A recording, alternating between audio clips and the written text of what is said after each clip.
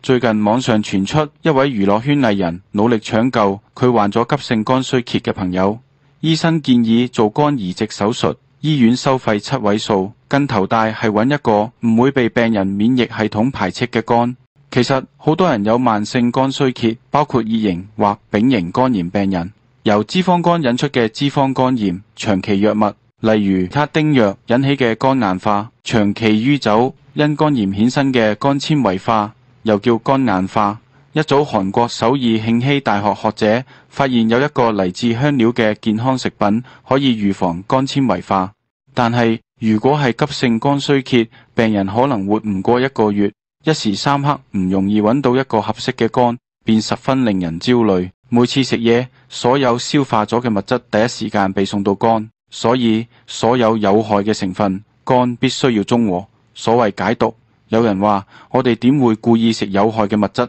藥咯，最容易引起急性肝衰竭嘅藥叫必理痛 Panadol， 化學名 acetaminophen， 又叫 paracetamol。呢個係一個可以唔使處方買到嘅止痛藥，但當藥去到肝，會吸去肝嘅抗氧化物質，叫谷胱甘肽 glutathione， 從而令肝無法保護細胞。當肝細胞受損，一個叫 ALT alanine aminotransferase 嘅酵素便會滲到血液，正常嘅分量喺40-50，肝衰竭時血嘅 ALT 可以高達1000位數。所以醫生一般建議每日唔多過4次，每次唔多過2粒，每粒500毫克。若突然非常痛，例如經痛，唔覺意食多咗呢種止痛藥，便搞出急性肝衰竭。一個叫二仙半胱氨酸 acetylcysteine 嘅抗氧化劑，可以補充失去嘅谷胱甘肽。